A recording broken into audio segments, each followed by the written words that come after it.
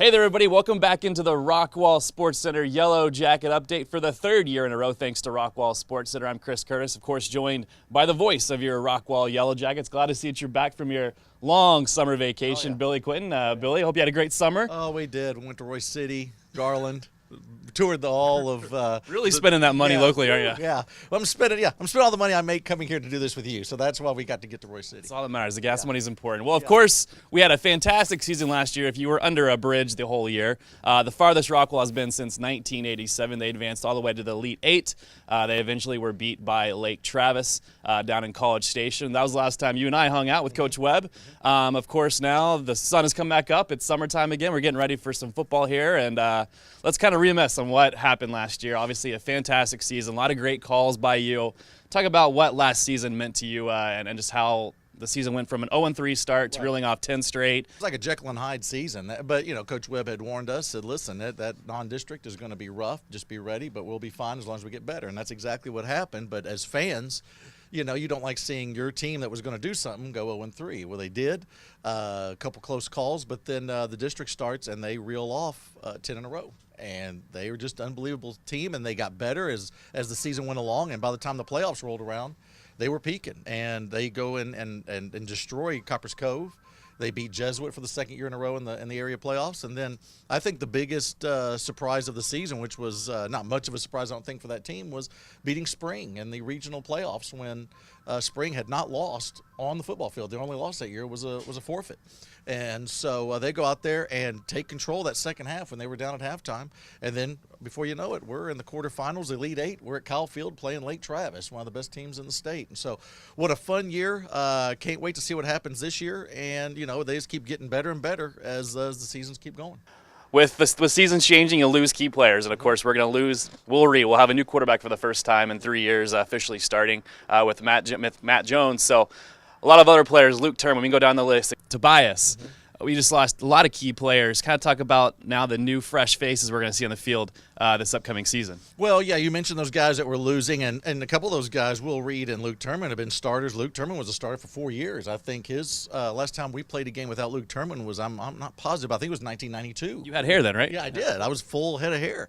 And Will Reed was a starter for 3 years, started as a sophomore, was maybe, if not the best Rockwall quarterback to ever come through here, one of them, as far as record goes, and just winning. I mean, and he came right in with Coach Webb when he came in. But yeah, as far as the Rockwall's starting to build up some depth. You know, they still got, some ways to go. I know the coaches would like to have more and more, but right now, this is a team that is starting to get some depth, especially at quarterback. You mentioned Matt Jones doing an outstanding job. Matt has stepped in when Will was injured the last couple seasons, got some big wins for the Yellowjackets, and so he's ready, and we're excited about having Matt there. A little bit more of a running threat than Will was, and has a great arm and knows the offense. And then we have a great receiving core with Sam Crawford coming back, who's one of the top receivers in the area.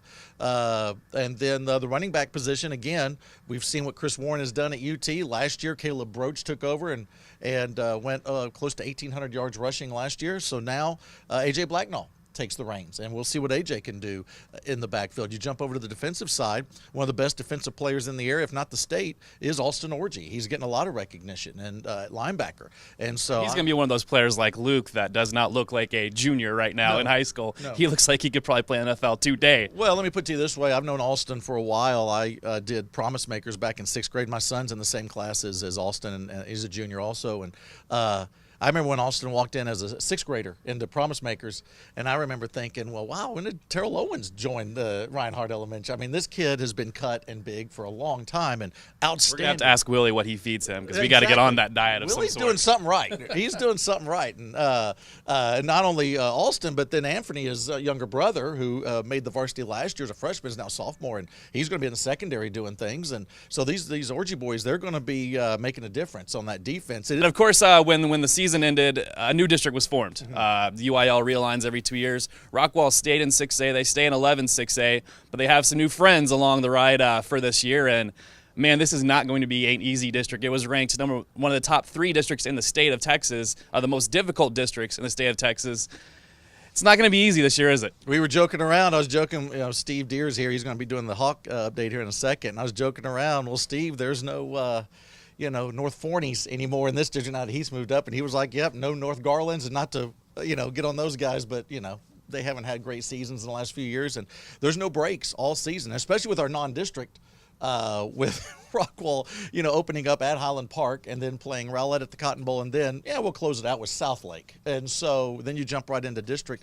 All the teams that were in 6A last year, or all the teams in this district, made the playoffs except for Lee and Mesquite, and those two teams missed the playoffs just based on tiebreakers. It wasn't like they had bad records. So this is a very potent district. Rockwall has to go to East Texas for all three of their games against the two Tyler teams and Longview, so that'll be a bit of a challenge. But I think the team's up to it. Every year we look at something that it's a huge hurdle, and they clear it. So I'm excited about this season. I'm excited about the district. I think that it'll be something that every game, there's not going to be any games that you sit there and go, okay, well, this one's going to be homecoming because, this one should be a cakewalk. Not any this year. And, of course, first things first, though, it's non-district. It's Highland Park this Friday night, August 26th. And, of course, a great story tradition at Highland Park. They're known for winning just as much as Rockwall is, if not even more.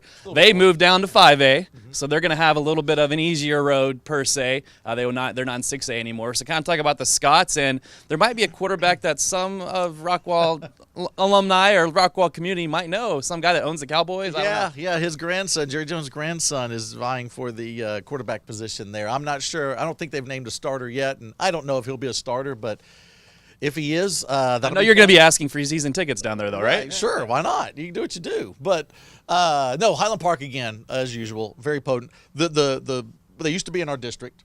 And we used to play them, obviously every year, and it was always a great game. They always win, though. I can't remember last time Rockwall beat Highland Park. This game will be the first time I feel like that Rockwall goes in there, and both teams are a lot closer as far as talent goes and expectations. And Rockwall has a chance to go in and beat Highland Park at Highland Park. They have not lost at home. They've lost once at home since 1999. They went 84 straight games and then lost to the high school team. I think Pulaski out of Arkansas beat them last year to start the season. But that's their only loss. So no Texas teams have beat Highland Park at Highlander Stadium since 1999. So until Friday, though, right? Exactly. Then Friday, Rockwall's going to go in and see if they can change that. And they have the opportunity to. I think they have the talent, and it's going to be fun. It's going to be an absolutely great atmosphere. That stadium is a blast. It's old, but it is so historic. You're basically in downtown Dallas. Everybody needs to get out there. I'm sure they will. Rockwall travels very well, so I'm sure that visiting section is going to be packed, and we're excited about it. Well, I know the community is excited, especially after last year, the long playoff run. And, of course, this year they're expecting greater things as Coach Webb likes to inch a little closer to that state title each year. So hopefully this year, Final Four, if not, maybe a little bit more. But, of course, first things first is Highland Park. And, of course, your crew will be on the call at SportsGram. You can find us at www.rockwallisd.com. Your whole crew is back again this season. Of course, we will see you on the pregame show, 7 o'clock. And, of course, we'll see you right back here. Actually, we won't see you back here in Rockwall until September 9th. That's a long time before they open the Wilkerson Sanders Memorial Stadium. But first things first, Highland Park, 7:30. We will see you there. And don't forget, a jacket fight never dies. See you later, everybody.